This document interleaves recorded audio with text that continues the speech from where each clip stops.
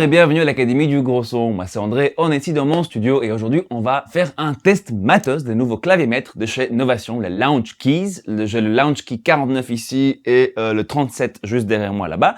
Je vais juste utiliser le 49 aujourd'hui, donc la version avec des pads et des faders. Contrairement au 37 qui n'a pas de fader, mais sinon tout le reste est pareil, je ne suis pas nécessairement mis au même endroit exactement. Il s'agit de la 3e génération de ces claviers maîtres et comme le nom indique clavier maître, ce n'est pas un synthé, donc il n'y a absolument pas de son là-dedans, c'est juste pour contrôler les programmes dans votre ordi. Ces claviers ont été faits spécialement pour travailler vraiment de manière très proche avec Ableton Live.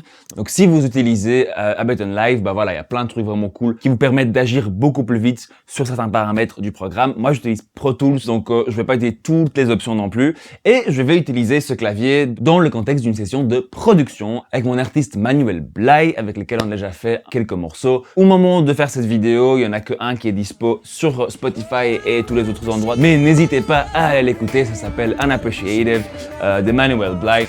La pochette ressemble à ça. Donnez-lui un peu du love, écoutez ça, c'est vraiment cool. Si ce genre de morceau vous intéresse en termes de mix, si vous voulez apprendre à mixer ce genre de morceau, ce morceau fait également partie de notre cours de mix. Mon premier mix, la méthode AGS, en version standard ou premium. Donc allez sur notre site pour aller voir ça. Si ça vous intéresse, vous allez voir toutes les infos là-dessus. Pour être entièrement transparent avec vous et vous aider réellement, deux choses à dire.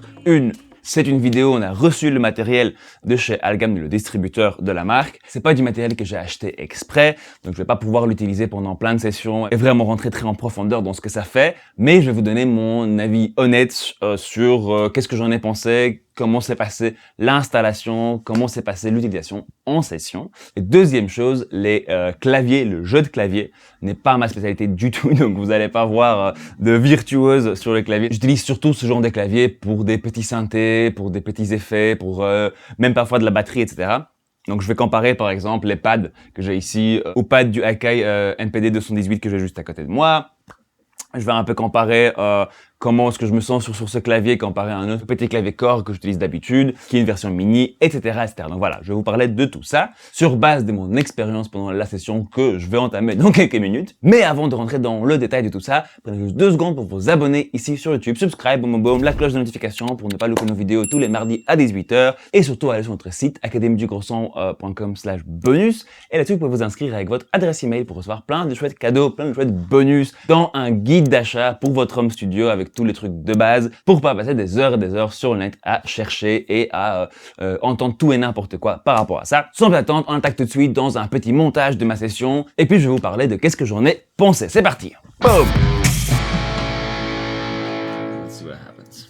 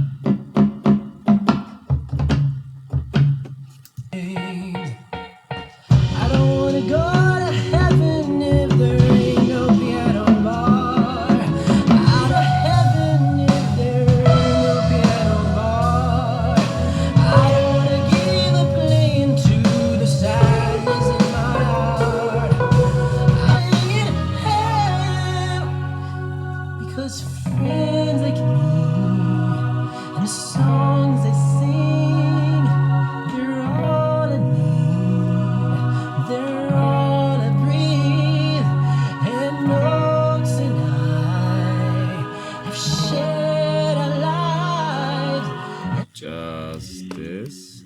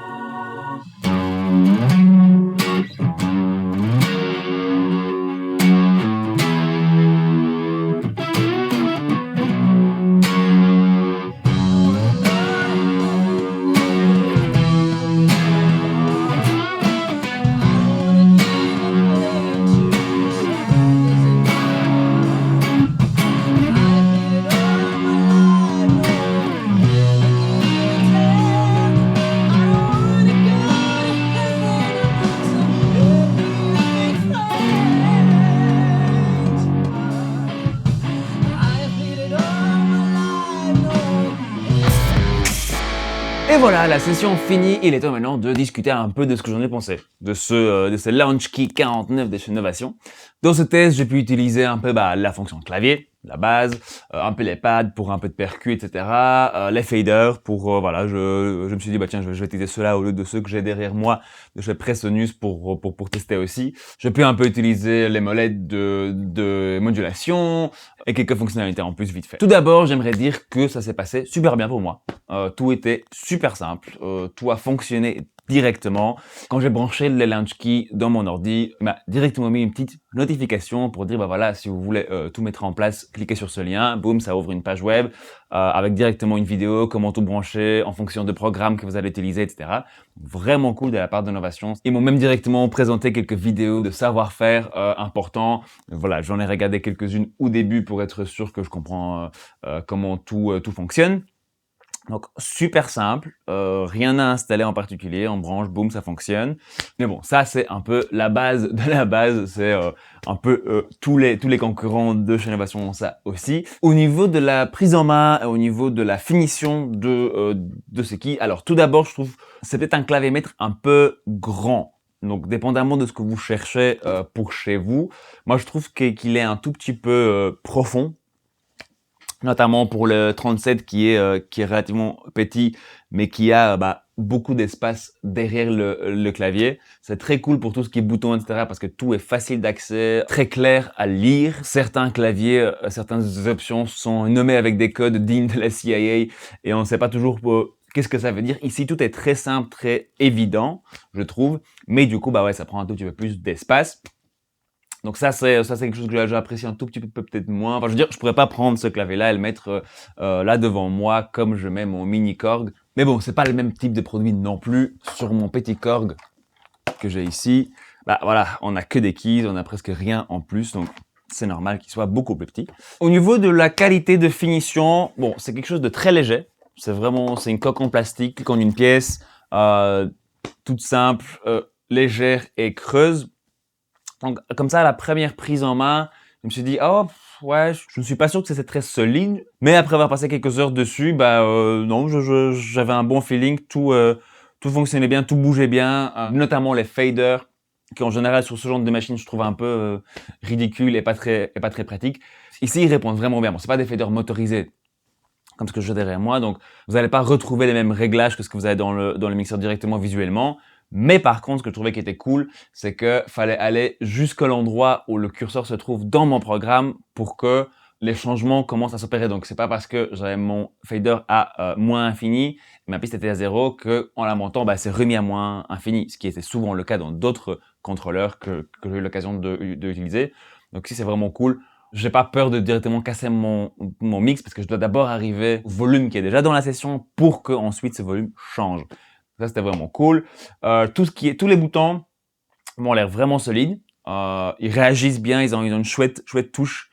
On a vraiment ce côté tactile qui est sympathique. Au niveau des pads, donc des pads de percu ici, en comparaison avec ma Akai juste à côté, on est loin quand même. Ils sont beaucoup plus petits, beaucoup moins réactifs à la touche. Mais bon, c'est un peu normal aussi, on parle d'un clavier à 230 € plus ou moins, et ici c'est juste des pads et quelques encodeurs pour 80 €. Donc ça aurait pas été évident de mettre la même qualité de pad dans ce clavier, je pense. J'ai pu les utiliser, je pense que dans l'utilisation courante, je les utiliserai pas très souvent, parce que voilà, pour moi ils sont pas assez sensibles. Mais par contre, ils font aussi office d'autres options comme sélection, solo, etc. où ça peut fonctionner très très bien et du coup avec le code couleur, on voit vite ce qui se passe. J'ai beaucoup apprécié le clavier. C'est un clavier tout simple, pas des touches équilibrées, donc pas de feeling de marteau d'un piano. Vous avez pas ce poids d'une touche en ivoire. Mais en même temps, pour avoir un clavier comme ça, on n'est pas du tout dans les mêmes prix en général. La seule version des Launch Key qui a un clavier semi-équilibré, c'est la version 88, donc la toute grande. Mais pareil, voilà, vous allez pas recevoir cette touche vraiment en piano. Moi, personnellement, ça me dérange pas du tout. Je ne suis pas pianiste, donc j'utilise, voilà, plus pour taper des accords par-ci par-là dans la production, comme vous avez vu avant. Donc, c'était pas vraiment gênant. Mais à savoir, voilà, si vous cherchez quelque chose qui est très expressif et vous cherchez vraiment à contrôler des instruments de piano de manière naturelle et réaliste, c'est peut-être pas le meilleur choix pour vous. Le seul élément pour l'instant que je trouvais un peu cheap, un peu bof, c'est les molettes de modulation. Bon, je vais pas vraiment utiliser celle du pitch, paraît ok, mais elles ont pas l'air de vraiment revenir, enfin en tout cas celle du pitch n'a pas l'air de revenir parfaitement comme il faut. Bon, à voir évidemment. Autant la prise en main est assez ergonomique et je vais plus facilement travailler avec. Autant, voilà, tout de suite quand on les prend en main, on a un peu l'impression d'un truc, ouais, un peu cheap quoi. Il y a une petite finition sympathique avec cet aspect un peu mat et un peu caoutchouc. Donc on ne glisse pas sur les molettes, ce que j'ai déjà eu aussi sur certains claviers, mais on n'a pas cette impression de poids et de solidité que je trouve aide vraiment à juste se sentir un peu à l'aise sur ces molettes. Bon, ça c'est pas un énorme problème, mais c'est important de le noter. En soi, on est donc sur un produit relativement standard, classique, mais bien fait. Ce qui est le cas pour la plupart des produits innovation dans tous les cas. Je trouve leur prix pour ce qu'ils offrent vraiment intéressant.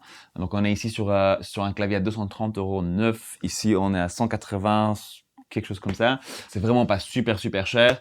Et j'ai quand même l'impression que c'est un peu au-dessus au niveau de la finition, au niveau de la qualité de construction que certains d'autres claviers de la même gamme. Je n'ai pas vraiment eu l'occasion d'utiliser certaines options un peu plus complexes comme l'arpégiateur ou le choix des accords ou des gammes.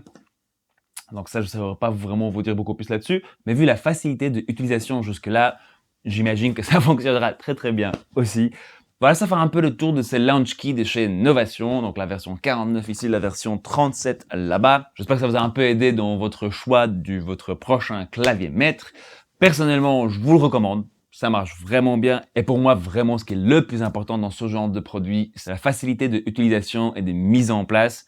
Moi, je veux que ça fonctionne tout de suite. Je vais pas devoir lire 3 millions de manuels. Là, c'était cool. J'ai regardé 2 vidéos. Boum. C'était assez. Et tout le reste, c'est fait un peu automatiquement. Très cool. N'hésitez pas à poser vos questions en commentaire si vous en avez ou à suggérer d'autres tests matos, tests trucs, voilà, ce que vous voulez voir chez l'Académie du Gros Son. Merci beaucoup pour le temps passé avec moi. Le plus important, vous le savez tous et toutes, ce n'est pas le matos, mais c'est bien de faire de la musique.